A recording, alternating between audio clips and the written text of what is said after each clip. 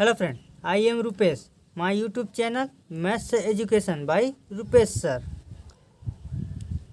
Friend, आज के इस वीडियो में मैथ्स के कुछ इम्पोर्टेंट क्वेश्चन बताऊंगा जो कि एलसीएम एंड एचसीएफ पर सबसे ज़्यादातर पूछे गए प्रश्न होंगे, जैसे व्यापम, एसएससी, रेलवे, मंडी निरीक्षक।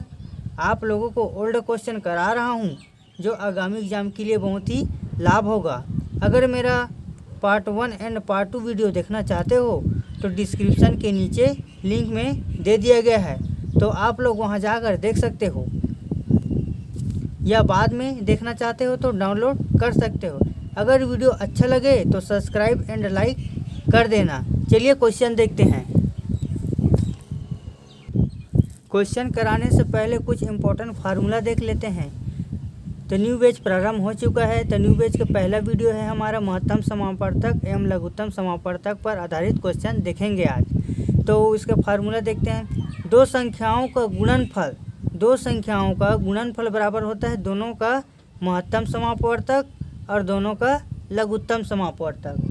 और दूसरा फार्मूला है हमारा भिन्नों का महत्तम। अगर भिन्नों पर पूछा जाए महत्तम समापवर्तक तो उसका क्या हो जाएगा, अंश का महत्तम समापवर्तक एवं हर का लघुत्तम समापवर्तक।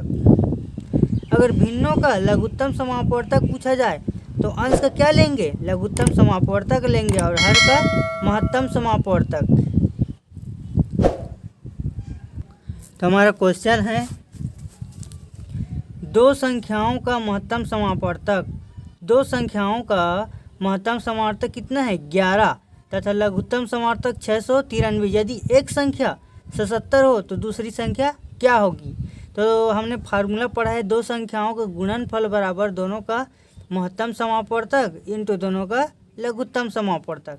तो दोनों संख्याओं का महत्तम समापवर्तक कितना है, हमारा महत्तम समापवर्तक हमारा 11 है, और लघुत्तम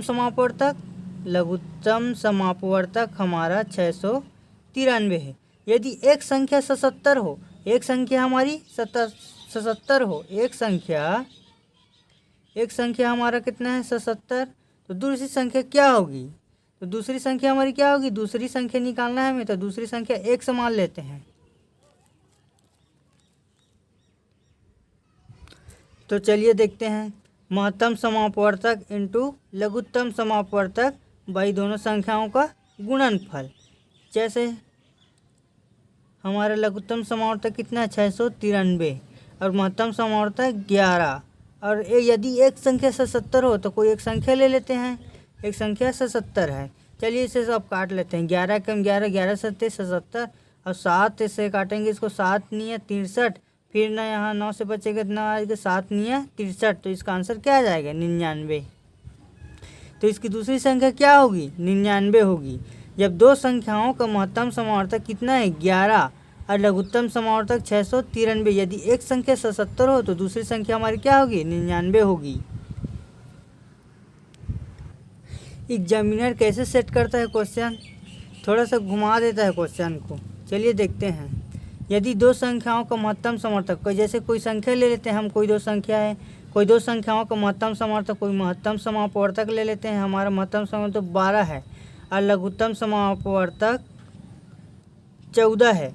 यदि एक संख्या 77 हो तो हम मान लेते हैं कोई संख्या ले लेते हैं। चलिए कोई संख्या, एक संख्या ले लेते हैं। एक संख्या हमारी कितनी है 8 है, तो दूसरी संख्या निकाल सकते हैं। दूसरी संख्या निकालिए तो हमारी क्या हो जाएगी, पहला लघुत्तम समापवर्तक हमारा 14 है और महत्तम समापवर्तक 12 है, तो 14 से यहाँ से कर लेंगे और 8 से ऐसे भाग कर लेंगे। तो 4 से करते हैं, 4 दूनी 8, 4 तिया 12 और 14 तिया 42, 42 से 2 को काट देंगे तो कितना आ जाएगा 21, तो हमारी दूसरी संख्या क्या हो जाएगी 21 हो जाएगी। इस टाइप के क्वेश्चन अक्सर एग्जाम में मिल जाएगा। नेक्स्ट क्वेश्चन हमारे दो संख्याओं का गुणनफल 1500 है और दोनों का महत्तम समापवर्तक 10, तो दोनों संख्याओं का क्या निकालना है, लघुत्तम समापवर्तक निकालना है।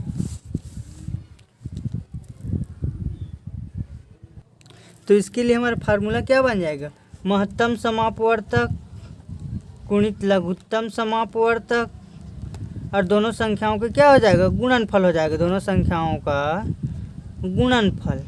और शॉर्ट ट्रिक हम कैसे बना सकते हैं, दो संख्याओं का महत्तम समावर्तक, अब महत्तम समावर्तक कितना है हमारा 10 है, लघुत्तम समावर्तक ज्ञात करना है। तो चलिए महत्तम समावर्तक हमारा 10 है, लघुत्तम समावर्तक कोई एक से मान लेते हैं और दोनों संख्याओं को गुणनफल, दोनों संख्याओं को गुणनफल कितना है हमारा 1500 है।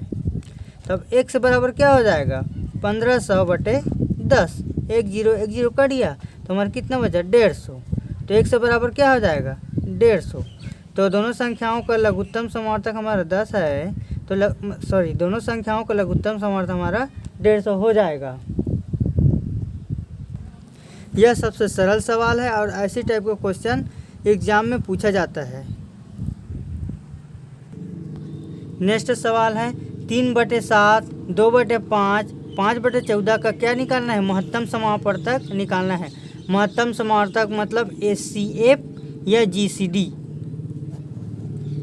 तो सबसे पहले क्या करेंगे 3, 2 और 5 का क्या निकालेंगे, महत्तम समावर्तक निकालेंगे, यानी कि भिन्नों पर महत्तम समावर्तक ज्ञात करना है। तो 3/7, 2/5 और 5/14 का महत्तम समावर्तक निकालना है फ्रेंड। तो चलिए निकालते हैं 3, 2 और 5। अगर महत्तम समावर्तक निकालना है तो सबसे पहले क्या करेंगे, अंश का महत्तम समावर्तक निकालेंगे और हर का क्या निकालेंगे, लघुत्तम समावर्तक। अगर क्वेश्चन में दिया रहता कि इन सभी पदों का क्या निकालना है, लघुत्तम समावर्तक, तो क्या करते, अंश का लघुत्तम निकालते और हर का महत्तम। तो चलिए अंश का महत्तम निकालते हैं 3, 2 और 5। तो किससे जाएगा, क्योंकि तीनों अलग अलग संख्या है, 3 अलग है, 2 अलग है और 5 अलग है, तो किससे जाएगा, सब तीनों अलग अलग है तो इस 1 से जाएगा। तो 1 तिया 3, 1 दूनी 2 और 1 पंचे 5। तो एक ऐसी संख्या है जो स्वयं से जाएगी और इन तीनों संख्या से भी जाएगी, तो इनका महत्तम समावर्तक हमारा क्या हो जाएगा 1 हो जाएगा। और लघुत्तम समावर्तक निकालते हैं इसका 7, 5 और 14। तो 7, 5 और 14, तो इनका लघुत्तम समावर्तक निकालते हैं। 7 से इसको भाग कर देते हैं, 7 एकम 7, 5 का 5 और 7 दूनी 14। अब फिर ये तीनों अलग अलग हो गया तो इसे 5 से निकालते हैं, 5 एकम 5, 2। अब इसको 2 से कर देते हैं, 1 1 2 एकम 2। तो इन तीनों का गुणनखंड निकाल लेते हैं, 7 × 5 × 2। तो 7 पंचे 35 और 35 दूनी 70। तो इन तीनों का लघुत्तम क्या आ जाएगा 70 आ जाएगा। तो 1/70 इनका महत्तम समावर्तक निकल आ जाएगा दोस्तों भिन्न पर। महत्तम समावर्तक तो निकालिए, अब लघुत्तम के लिए निकालते हैं 2/9, 3/14 और 7/20 का क्या निकालना है, लघुत्तम समावर्तक। तो चलिए निकालते हैं भिन्न पर लघुत्तम समावर्तक। तो सबसे पहले क्या करेंगे, इन तीनों का LCM लेंगे और इन तीनों का HCF लेंगे। तो चलिए 2, 3 और 7 का लघुत्तम समावर्तक निकाल लेते हैं। 2, 3 और 7 का क्या निकालेंगे, लघुत्तम समावर्तक निकालेंगे। तो ये तीनों अलग अलग है, डायरेक्ट इसी को हम गुणा कर देते हैं, गुणनखंड बना लेते हैं। 7 तिया 21 और 21 दूनी 42। तो इन तीनों का हमारा लघुत्तम समावर्तक हमारा 42 हो जाएगा। और तीनों का महत्तम समावर्तक निकालेंगे तो हम 9, 14 और 20, इन तीनों का क्या निकालेंगे, महत्तम समावर्तक। हर का महत्तम समावर्तक निकालेंगे तो 2 से भाग देंगे 14 चला जाएगा, 20 भी चला जाएगा 2 से, लेकिन 9 नहीं जाएगा। अगर 3 से भाग करेंगे तो 9 चला जाएगा, ये भी नहीं जाएगा और ये भी नहीं जाएगा। तो ऐसी संख्या लेना है जो सभी तीनों एक ही संख्या से भाग चला जाए। तो किससे जाएगा, 1 से जाएगा।